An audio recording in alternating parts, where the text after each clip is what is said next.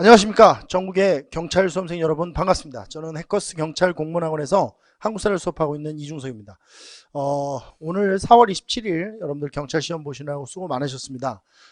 일단 경찰 시험에 대한 총평부터 2019년 1차 경찰 채용 시험에 대한 총평부터 좀 드리면 난이도는 뭐 그렇게 어렵지 않았다. 제가 영어 선생님이랑 이야기를 해보니까 영어가 좀 난이도가 필수 과목에서 높았던 것 같고 한국사는 난이도가 그렇게까지 높진 않았습니다. 그리고 좀 선지나 이런 부분에서 생소하고 어려운 단어, 용어들이 나오긴 하는데 그 용어나 단어들이 그 사건들이 문제를 푸는데 이렇게 영향을 주는 게 아니에요. 그러니까 답이 정확해서 그걸 그냥 바로 소거를 시켜버리면 되는 이제 그런 문제들이 좀 많이 있었고, 또 하나 좀 특징적인 걸 몇 개 이야기해 보면 역사란 무엇인가 라고 하는 것을 물어보는 문제가 한 문제 있었고요. 그 다음에 조선시대의 문항수가 상대적으로 굉장히 많아졌다.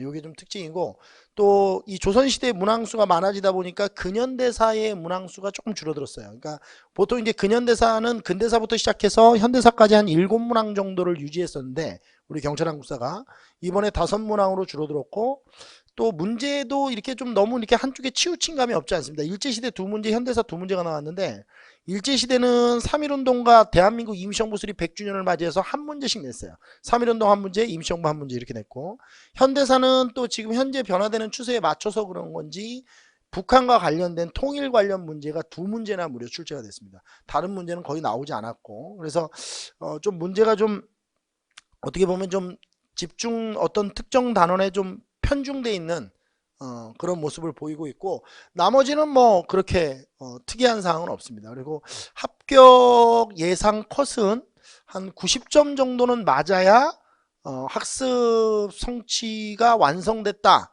라고 평가할 수 있는 문제입니다. 오늘 봤던 시험 문제는 한 90점 정도는 맞아야 내가 공부를 좀 제대로 하고 있구나 라고 생각할 수 있는 그 정도의 난이도다, 이렇게 생각하시면 되겠어요.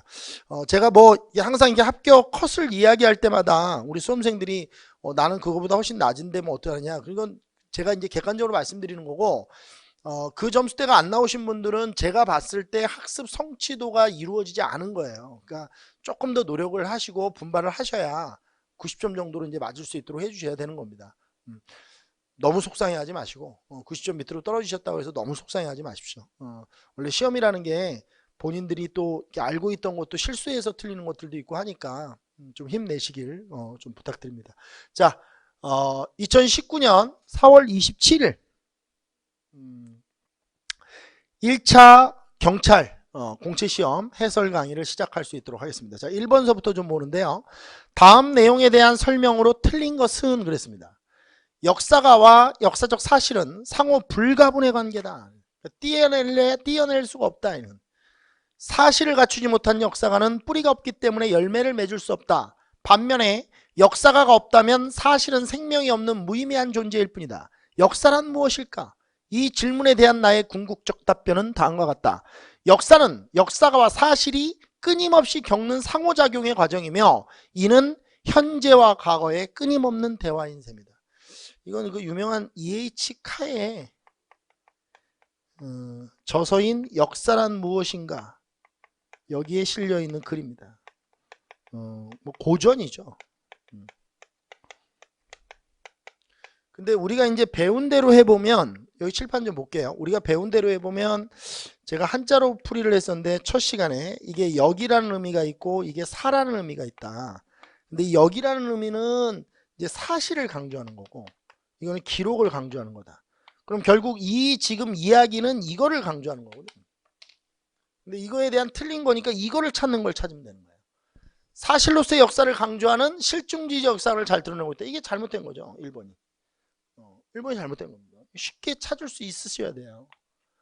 역사는 사실과 기록이라는 두 가지 측면으로 구성되고 있죠. 사실도 중요하고 기록도 중요하다.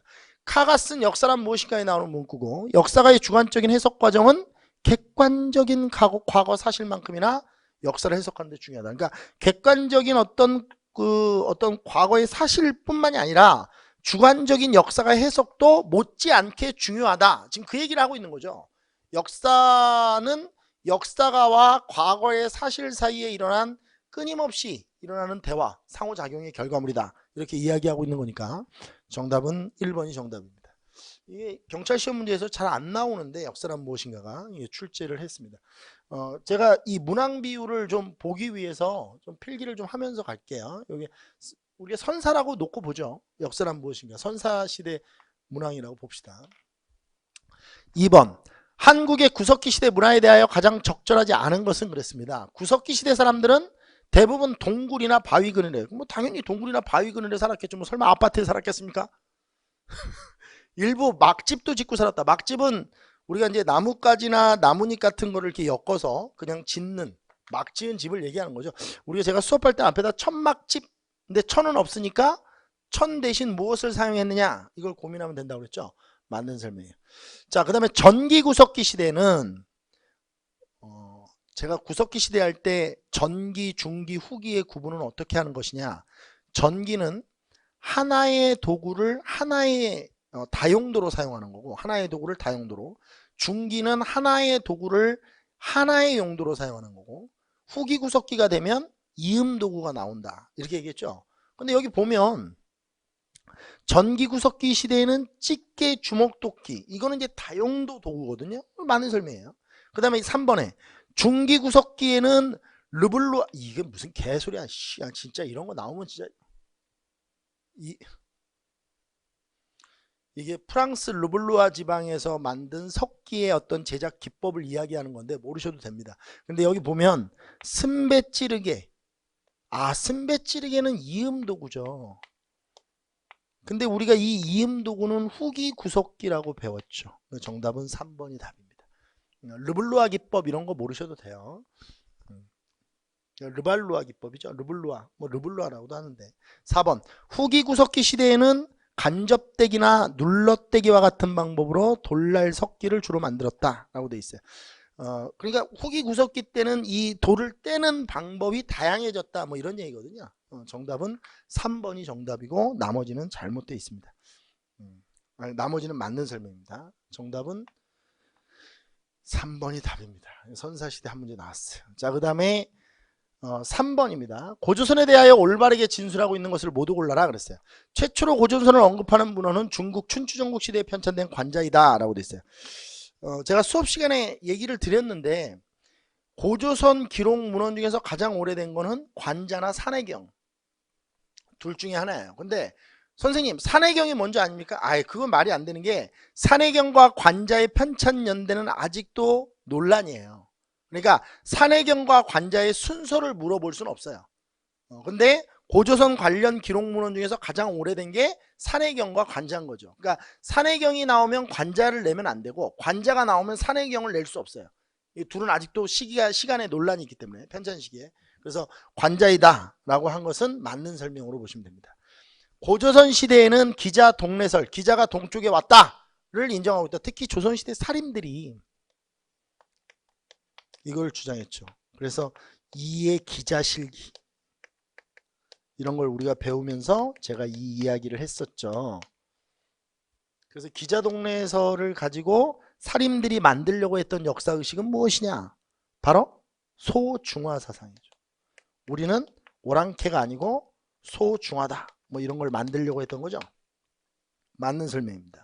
그러니까 기억도 맞고 니은도 맞습니다. 디귿. 위만조선은 발달된 철기에 기반을 둔 문화를 보유하고 있다. 위만조선이 철과 관련되어 있다는 것은 제가 수업 시간에 엄청나게 얘기를 해줬죠. 철기 문화의 본격적 보급. 그 다음에 리을. 송공리식 토기와 비파형 동검의 분포지를 통해 세력 범위를 짐작할 수 있다. 송공리식 토기가 아니고 미송리식 토기입니다. 송공리식 토기는 충남 부여에서 출토된 거거든요. 미송리식 토기로 바꿔야 합니다. 이건 틀렸네요. 정답은 기역, 니은, 디귿이 정답이고 선지가 이게 좀 요상하네요. 그렇죠? 문제가 좀 푸는데 어려움이 있으셨을 수도 있었겠어요. 이거는 난이도가 좀 높은 문제입니다. 왜냐면 이거 하나만 잘못해도 선지가 바뀌어 버리니까. 뭐 기억을 만약에 예를 들어서 아니야 난 산해경이라고 생각한다 이러면 틀려버리는 거죠. 정답은 2번이 정답입니다. 그 다음에 4번 보겠습니다. 다음은 삼국시대의 역사적 사실들을 오래된 것부터 순서대로 정확하게 나열한 걸 찾아라 그랬어요. 신라가 율령을 반파한 거는 법흥왕이죠. 법흥왕 때입니다. 이건 6세기죠. 520년의 일이고요. 고구려가 부여를 점령한 후 복속했다. 이건 문자왕 때죠. 5세기 말입니다. 494년의 일이죠. 고구려의 고구권왕이 평양성에서 전사하였다. 고구권왕이죠. 고구권왕 전사니까. 이 근초고왕에 의해 전사하지 않습니까? 371년에 4세기 중엽이죠. 백제가 동진의 승려와 마라난타를 통하여 불교를 수용하였다. 이건 침류왕 때죠. 384년입니다. 우리 굳이 연도수를 지금 해설이라서 쓰긴 하는데 연도수 안 쓰고도 풀 수 있어요. 뭐 세기만 잡아서 풀어도 상관없습니다. 신라의 이사부가 우상국을 정벌하였다. 이건 지증왕 때잖아요. 그죠? 그러니까 지증왕이 먼저냐 법흥왕이 먼저냐 뭐 이런 거는 우리가 풀 수 있는 거 아니겠습니까? 512년이다. 신라 눌지왕과 백제의 비유왕이 낮에 동맹을 맺었다. 신라의 눌지왕과 백제의 비유왕 433년이죠. 그럼 연도를 나눠보면 제일 먼저 뭐가 나와야죠? 1 그렇죠? 4세기니까 그 다음에 2 그렇죠? 죄송합니다. 2 4세기 그렇죠? 딕은 리을이 먼저 나오고 그 다음에 5세기 때 일어난 게 이거네요. 이게 3 그 다음에 이게 4 이게 5 이게 6 이렇게 되면 되네. 그러면 순서대로 어떻게 돼? 디귿 리을 비읍 이렇게 되네. 디귿 리을 비읍 여기까지만 해도 답이 나오네. 그렇죠? 그 다음에 니은 미음 기역 이렇게 하면 되는 거니까 정답은 2번이 정답입니다. 이런 문제는 뭐 괜찮은 문제죠. 왕의 순서를 쭉 나열하고 시간을 연결해서 묻는 문제니까. 그리고 고구려 백제 신라가 다 섞여 있어서 난이도를 조금 어느 정도 수준으로 만들어낸 그런 문제니까 문제가 상당히 괜찮습니다. 자, 5번 보죠. 다음 내용이 실린 사서에 대한 설명으로 옳은 것을 골라라 그랬어요. 다음 내용이 실린 사서에 이게 근데 사서가 맞나? 이름이 사마이고 모대왕의 둘째 아들이다. 사신 양나라에 보내 조공하였다. 12월에 양고조가 조서를 보내 왕을 첩보하여 말하기를 그의 정성이 지극하여 짐은 이를 가상히 여긴다. 마땅히 예법에 따라 이 영광스러운 칙명을 보내는 바 사지절 도독 백제제군사 영동대장군. 뭐야 이거 문제가. 사마왕도 나왔고 영동대장군 뭐 양나라 뭐 이런 거 다 나오면 이건 뭐 무령왕릉 아니에요? 정답은 4번입니다. 뭐 이거 볼 것도 없어요. 자, 그 다음에 6번. 금간가야에 대한 설명으로 올바른 걸 골라라 그랬어요.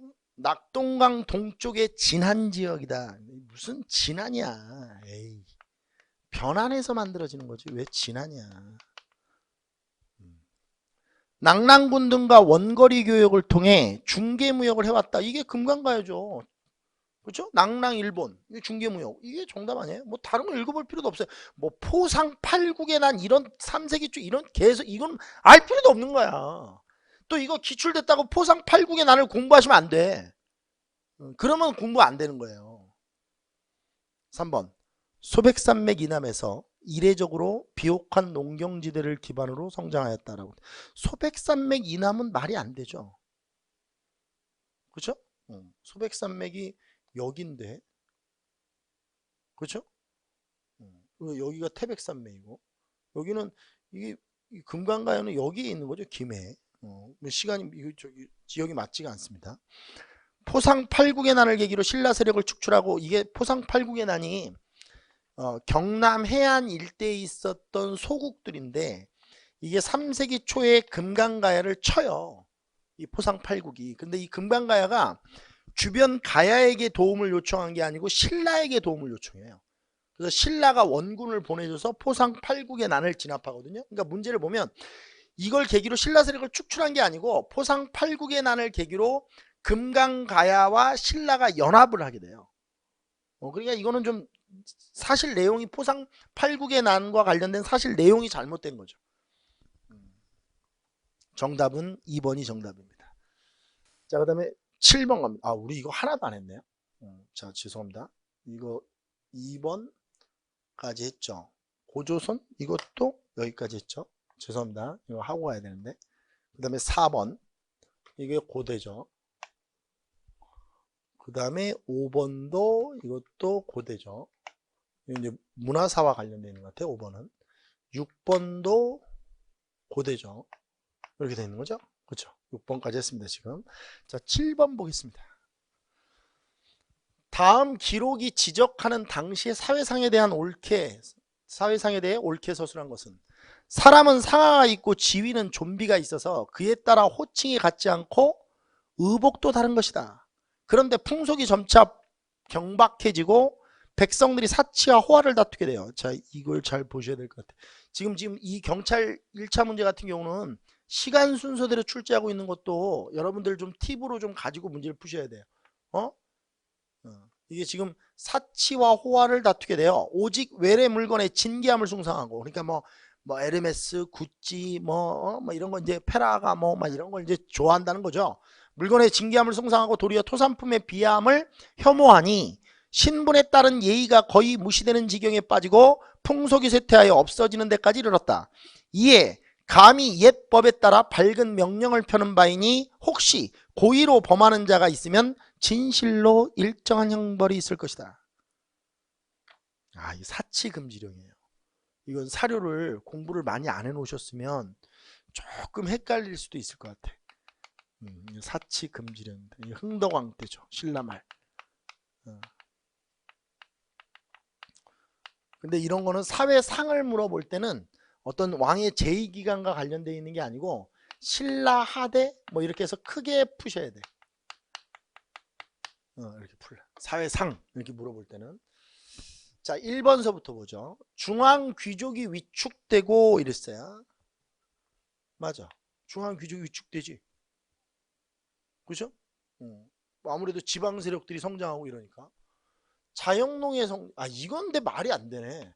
신라 하대 때 무슨 자영농이 성장해. 지방 호족이 득세하였다. 이건 맞네. 뭐 호족이 득세한 거. 그렇죠? 이건 자영농의 성장, 이게 말이 안 돼. 평민의 생활이 크게 향상되어서 기와로 지붕을 이었고 밥진대도 숯을 사용하였다. 이게 사료에 있긴 있는데 이게 신라 중대 때에 이렇게 뭐 태평성대가 구가됐다.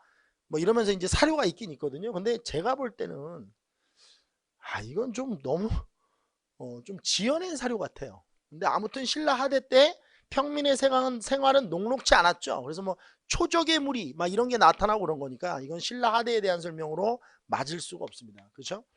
춘궁기인 봄에 곡식을 빌려주고 추수기인 가을에 돌려받는 진대법은 194년 고국 천황 때 시행된 거니까 이거는 뭐 말이 안 되고요. 국제 무역을 독점하던 일부 해상 세력이 반란을 일으키기도 하였다라고 돼 있어요. 뭐 그랬죠. 뭐 초족의 무리의 반란도 있고 뭐 실제로 뭐 초족 호족들의 반란도 있고 이러면서 뭐 여러 가지 상황이 안 좋아지는 거죠. 정답은 4번이 정답이에요.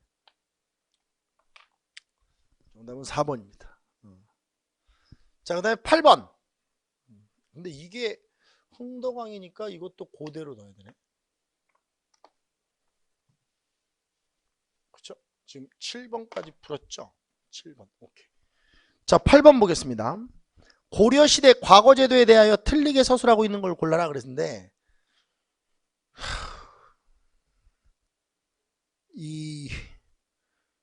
그러니까 이게 기초와 기본에 충실해야 된다는 게 바로 이거거든요. 그러니까 이게 읽다가 막 발리면 안 돼. 고려의 과거제도에서 제일 중요한 특징은 묵과가 없다는 거예요. 묵과가 없습니다. 지금 여기 보면 무의 솜씨와 실무 능력을 존중하는 무관은 음서제도보다 과거를, 이게 말이 안 되죠. 그러면 이게 무관의 과거제도는 묵과인데 고려시대 때는 묵과가 실시되지 않거든요. 그러니까 이게 답이에요. 조심하셔야 됩니다. 승과는 교종선과 선종선의 두 가지 방법으로 나누어 실시했고 합격하면 승계를 부여하기도 했죠. 그리고 뭐 별사전을 지급하기도 하고.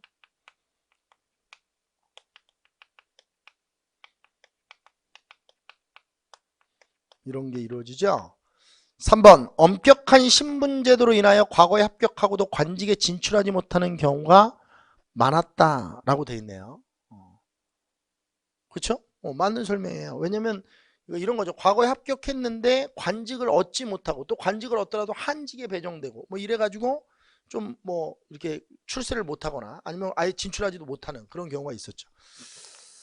출신 성분을 이 출신 성분을 중요하게 생각했다. 중요시하였다.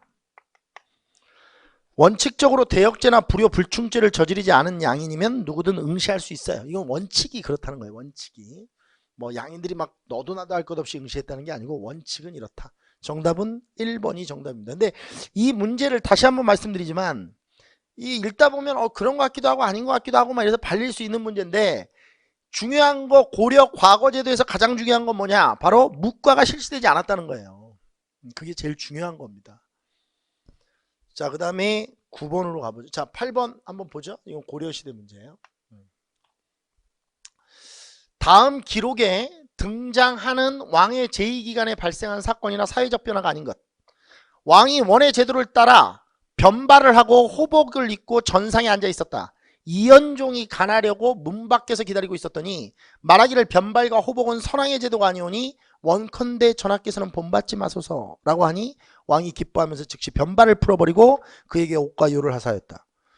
자, 이게 반원 자주정책 같은데? 그러면 고려말 공민왕이잖아요. 반원 자주정책 하면 이 왕이 떠올라야 되는 거 아닙니까? 자, 이 사회적 변화가 아닌 것 찾는 겁니다. 원나라의 순제가 주원장의 군대에게 패해서 사망했다라고 돼 있어요.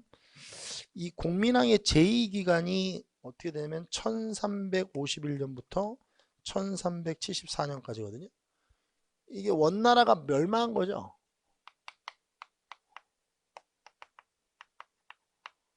이게 1368년이에요. 공민왕이 제2기간 맞네요. 그죠? 쌍성 총관부를 공격하고 철령 이북의 땅 수방한 거 맞고, 이거는 이거 몰라도 되네. 정방의 권한을 뭘 강화해? 정방을 없애는 거죠. 정방을 없애서 국왕의 인사권 회수가 일어나잖아요. 국왕이 인사권을 회수했다. 그래서 국왕의 인사권 회수를 제가 다른 말로 뭐라고도 한다고 그랬죠? 이부와 병부의 기능이 회복되었다. 이부와 병부의 기능을 회복하였다. 이렇게도 나온다고 그랬죠. 이부와 병부가 원래 인사권 담당하는 기구 아닙니까? 이부, 병부의 기능을 회복하였다. 이 3번이 답이네요. 뭐 1번은 몰라도. 그렇죠? 4번 두 차례 홍건적 침입을 당하며 왕이 복주. 2차 홍건적 침입 때 개경이 함락되면서 공민왕이 복주로 피난을 가죠. 정답은 3번이 정답입니다. 고려 정치사 문제예요. 문제가 출제됐습니다. 자, 그 다음에 10번 문제인데요. 자, 이번 시험 문제에서 보면 이 정치사 비중이 압도적으로 많죠. 18문제, 17문제 정도는 정치사 부분이라고 봐야 돼요. 뭐 이게 사료나 이런 게 연계되어 있긴 하지만, 근데 지금 고려시대 문화사만 뽑아서 낸 유일한 문제인 것 같습니다. 자, 1번부터 보죠. 잘못 서술하고 있는 거 찾는 거예요. 주심포 양식과 단포 양식이 유행하였어요. 오케이. 주심포 양식은 지붕의 하중을 기둥에 전달하는 방법, 기둥의 하중을 전달하는 데 있어서 이 지붕의 하중을 분산시키기 위해서 지붕과 기둥 사이에 공포를 만드는데, 주심포라고 하는 것은 지붕과 기둥 사이에 있는 거고, 다포 양식은 기둥과 기둥 사이에도 장식 형태의 포를 설치해 놓는 거죠. 영주 부석사 무량수전 예산 수덕사 대웅전 안동 봉정사 극락전은 다 주심포예요. 이걸 그렇게 외웠다고. 우리가 안동 봉정사 극락전 영주 부석사 무량 예산 수덕사 대웅전 다 주심포죠. 그렇죠? 다포 양식은 성불사 응진전이잖아요. 사리원에 있는. 이게 답이야. 주심포 다포 한 문제 떴네. 2번 사치스러운 귀족문화와 불교 의식의 수요가 결합하면서 다양한 공예기법이 발달하였는데 대표적으로 은입사, 나전칠기, 상감천자 이게 다 상강기법과 관련되어 있는 거죠.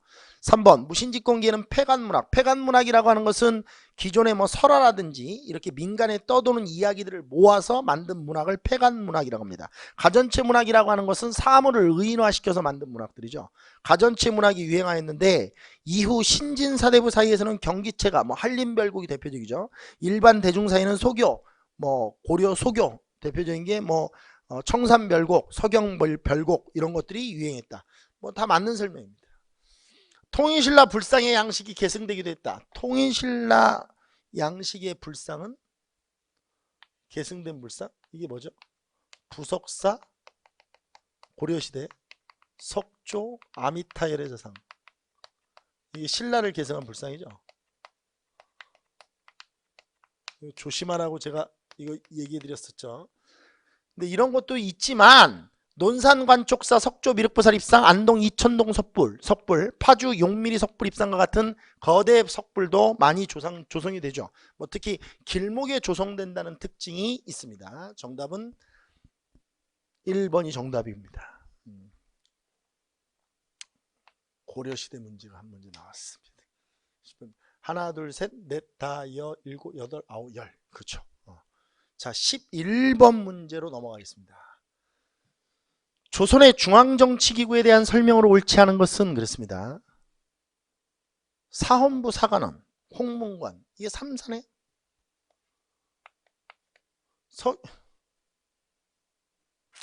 사헌부 사관원을 양사라고 하죠. 그렇죠? 이걸 양사라고 하고 이 양사가 바로 서경권을 갖고 있다. 홍문관은 들어가면 안 되죠. 서경권에. 서경권은 관리, 임명, 동의, 거부권, 법률, 개폐, 동의, 거부권과 관련되어 있는 양사의 기능입니다. 관리, 임명, 동의, 거부권, 법률, 개폐, 동의, 거부권. 양사의 기능이에요. 이 홍문관은 해당 사항이 없습니다. 옳지 않은 거 찾는 거라서요. 이게 답이네요. 한성부는 서울의 행정과 치안, 사법까지 다 담당합니다. 그래서 한성부에 있는 장관을 우리가 판윤이라고 하죠. 재판도 하기 때문에. 의금부와 승정원은 왕권을 강화시킨다. 제가 그 조선 정치 할 때 양쪽 날개로 펼쳐가지고 이쪽에 승정원 의금부, 이쪽에 3사 이렇게 정리했었죠. 오케이. 예문관은 국왕의 교지 작성을 담당해. 예문관과 구분해야 될 게 뭐죠? 승문원. 이 승문원은 외교 문서를 작성하는 거죠. 사관에 포함되는 건데 정답은 1번이 정답입니다. 조선 정치사 문제가 한 문제 나왔습니다. 자, 12번 가보겠습니다. 다음 중 기역과 니은에 대한 설명으로 옳은 것은 그랬어요. 이거는 제가 수업을 할 때 풀어봤던 데일리 테스트에도 있고 뭐 그대로 자료가 나온 것 같아요. 뭐 여러 번 봤을 겁니다. 이 자료는. 이조전랑 임명을 둘러싼 대립으로 두 파의 갈등이 표면화되어 김효원 등 신진 관료는 동인을, 심의겸을 중심으로 한 기성 관료는 서인을 분당되었다. 기역은 대체로 이의와 성원. 이의와 성원은 서인이죠. 서인. 그렇죠? 이의의 학풍은 노론으로, 성원의 학풍은 소론으로 이어지고요. 그러면 이게 노론과 소론은 합치면 이건 서인이 되죠. 잘못되어 있네요. 그렇죠? 그 다음에 2번. 니은이었던 정열입, 아니죠. 정열입은 동인이었죠. 그래서 정열입이 모반을 일으키자 서인 정철이 동인을 공격하잖아요. 이 공격 과정에서 대응 여부를 두고 남인과 북인으로 갈라진다. 물론 이제 이 정열입이 원래 이의 제자여서 서인들의 이게 뭐 좀 눈에 가시였었죠. 뭐 그런 얘기까지 제가 해드렸었는데 기초국사는 1589년에 일어납니다. 이게 송강 정철이 동인을 탄압한 그런 사건이라고 보시면 되죠. 그 다음에 3번. 임진왜란 시기 의병활동은 북인들이 해요. 뭐 둘 다 들어가면 안 됩니다.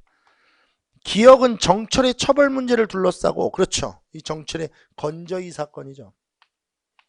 건저희 사건 이후 정철의 처벌 문제를 둘러싸고 강경파인 북인과 동인은 온건파인 남인으로 갈라지죠.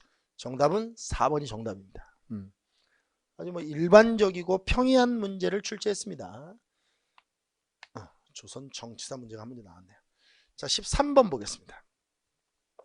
밑줄 친 이 역설을 편찬한 왕이 제의한 시기에 대한 설명으로 옳은 것은 그랬어요. 왕께서 학자들에게 명하여 선명력과 수시력 등 여러 역법의 차이를 비교하여 교정하도록 하였다. 또한 정인지, 정음지, 정초 등에게 명하여 태음 통계와 태양 통계 등 중국 역설을 연구하여 우리 실정에 맞는 이 역이네요. 역설을 편찬하도록 하였다. 칠정산이에요. 칠정산. 그럼 세종이죠. 그럼 문제 털어버리면 세종 시기에 대한 설명으로 옳은 것은 이렇게 되는 거죠. 평안도 도절제사 최윤덕이 파저강의 건주의를 정말 이게 뭔지 몰라도 이게 문제 풀 때 이렇게 합시다. 봐요. 봐요. 최윤덕에다 동그라미 치고 이시에다 동그라미 치세요. 그 다음에 여기 관수왕급에다 동그라미 치고 여기 사병혁파에다 동그라미 치세요. 이런 왕 나오지 않아요? 우리 최윤덕 사군 육진할 때 세종 때 배웠잖아요. 그죠? 이게 사군 개척한 사람이죠. 이시에 나는 우리가 세조 때 진압되는 거고, 관수왕급제는 성종이고, 사병혁파한 건 태종이고, 뭐 이렇게 되는 거 아닙니까? 정답은 1번이 답이죠. 뭐 이런 거 파저강 건주의 이런 거 외우지 말라고 이런 걸. 왜냐면 이건 지금 옳고 그른 걸 찾는 게 아니잖아요. 이 문제는 이게 맞느냐 틀리느냐 이런 선지를 찾는 게 아니죠. 그럼 다 맞는 거일 테고, 그죠? 정답은 1번이 정답입니다. 조선 정치사 세종과 관련된 문제를 한 문제 물어봤습니다. 자, 14번입니다.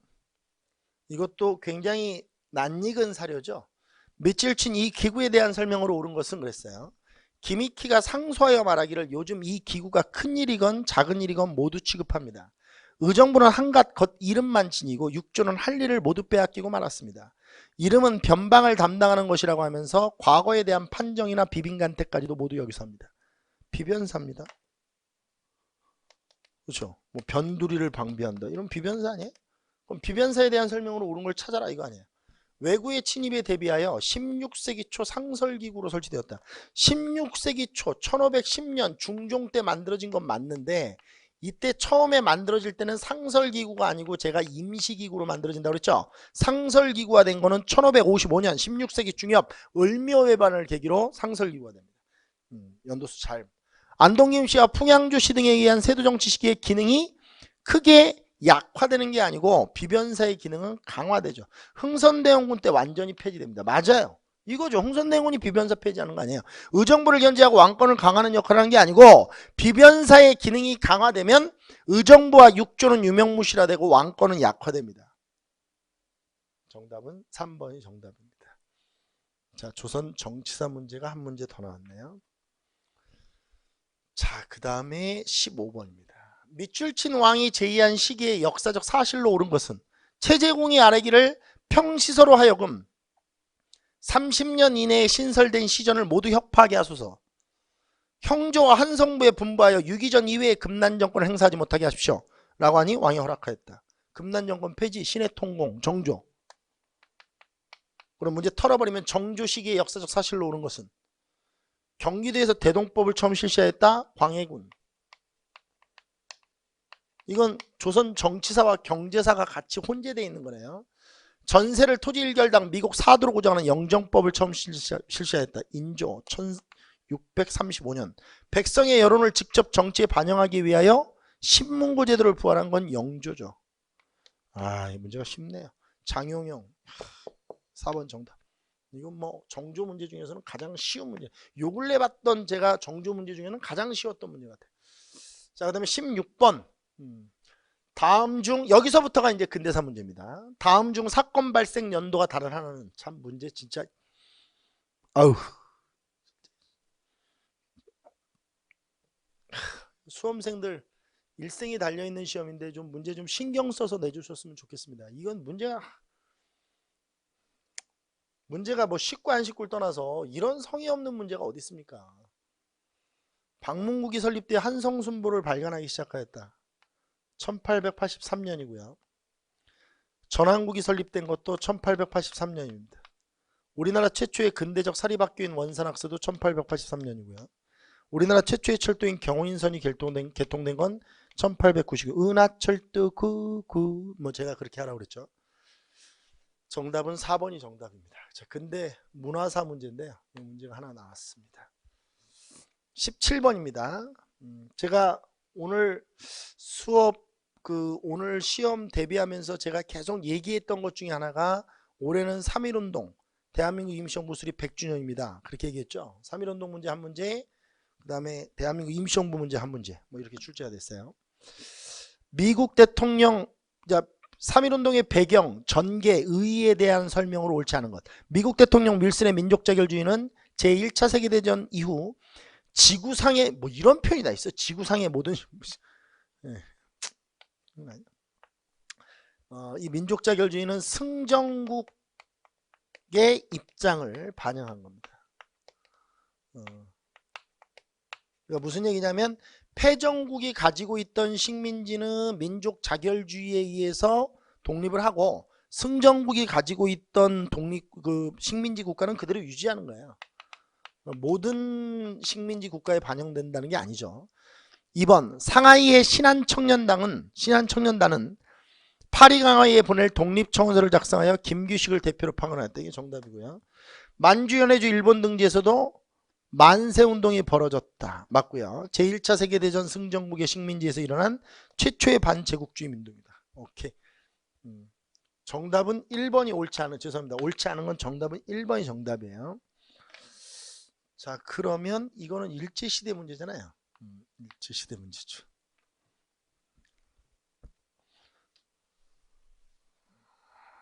자, 18번 보겠습니다. 다음 중 1919년 9월에 통합된 대한민국 임시정부에 대한 설명으로 옳은 것. 초대 대통령의 이승만 국무총리의 이동희. 일본이 중일전쟁을 일으키자 군사조직인 조선혁명군을 조직하여 무력으로 대항하였다. 일본이 중일전쟁을 일으킨 후에 대한민국 임시정부에서 만든 건, 이후에 만들어진 거는 한국광복군이에요. 대한민국 임시정부와 관련되어 있는 건. 조선혁명군은 이건 1930대 초반 남만주에서 양세봉을 중심으로 했던 한중연합작전과 관련되어 있습니다.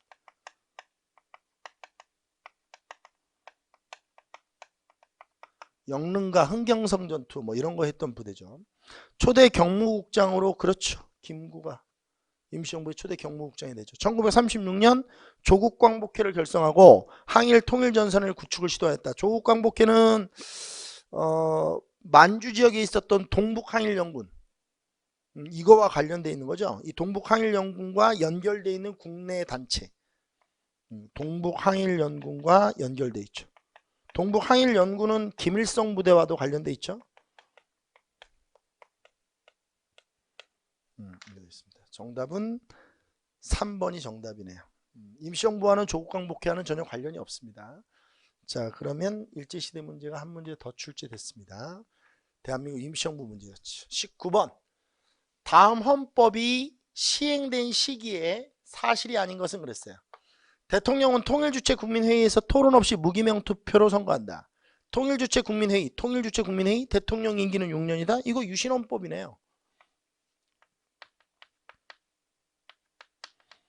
그럼 유신헌법을 정확히 얘기하면 72년 10월부터 8차 개헌이 되기까지가 80년이니까 뭐 이렇게 보면 되는 거예요.